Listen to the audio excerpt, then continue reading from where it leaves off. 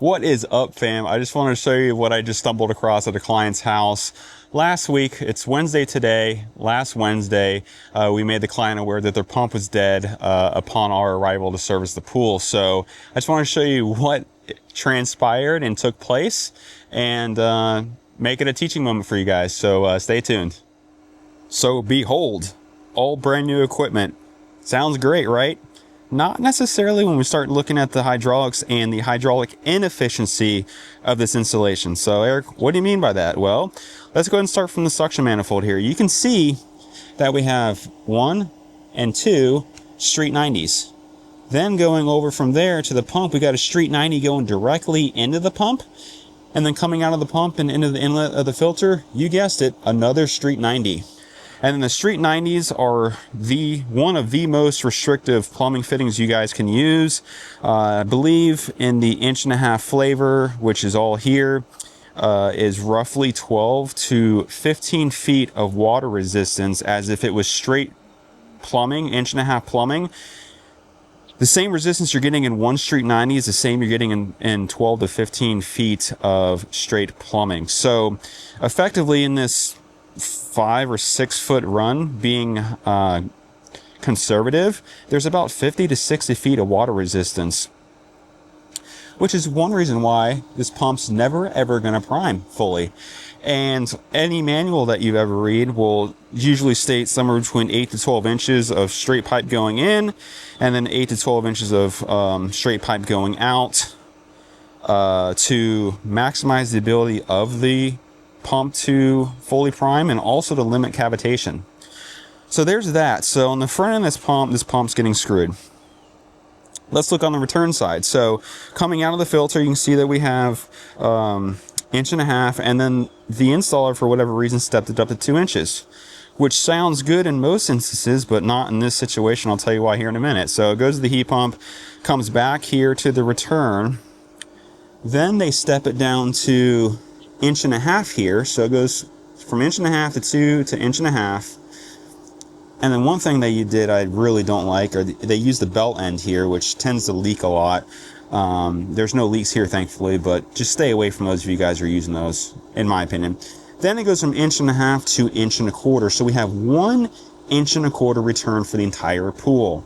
So coming on the filter, it gets up to 2-inch plumbing, which builds up massive water volume compared to 1.25 inches. So now we have the pump pushing water through 2-inch plumbing, which of course has more volume of water inside of it.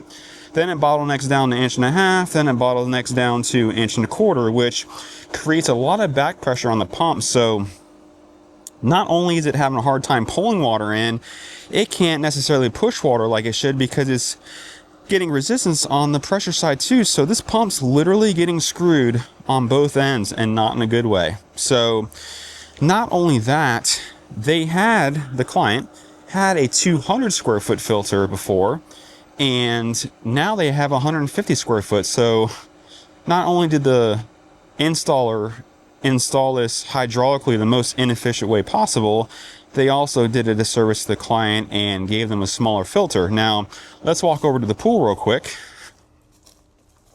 And I'm still not done yet. We still got more to talk about. So, this is a pretty large pool. It's 8 feet down there on the main drain. And this is every bit of 20 to 22,000 gallons. I haven't quite measured it, but it's a big pool. It's a big body of water. So we're asking a tiny 150 square foot filter to filter all that water. Talk about burning through cartridges and slow circulation, which is going to cost more money in chems because this chemical's going to burn off quicker. But the fun doesn't stop there. So the installer also had the genius idea, which these are not the installers, this was already on the box, to remove the timer. So there's a couple issues wrong with this. By code, there needs to be a means of disconnect, and as you can see, there isn't one, because it's coming straight out of the soffit to the timer and then to the pool. By code, there needs to be a means of electrical disconnect within 50 feet of the pool equipment and easily within sight. This does not count because there's no way to cut power off to service the equipment because it's effectively wired hot 24/7. So not only did they not wire in a disconnect like they should, you know, a disconnect just like that one over there for the heat pump, they also removed a perfectly good working timer, which is just stupid because now if the client wants to add a salt system in the future, they're going to need a timer. And so they're going to have to pay for what they literally already had working. So another disservice there. And of course, see the exposed KO right here. And then just being picky, I mean, they didn't install this heat pump, but you see an exposed KO here too. So overall, I mean, this install is a 1 out of 10. Now, I am by no means perfect, but there is 5 or 6 ways off the top of my head that we could install this better and more efficient to give the chance for the pump to prime fully. But no. He's like, nah, bro, I'm making sure this pump's never priming. I'm going to do everything possible wrong to make sure this thing never primes and does not circulate the pool as it should. The system circulated better before this installation. So just want to show you guys that. Again, I'm not perfect by any means, but these are just some things I find wrong with this particular install that really is a disservice to the client, and don't be this installer. So stay tuned for more videos, like and subscribe, and we'll see you next video. Have a great day, everyone.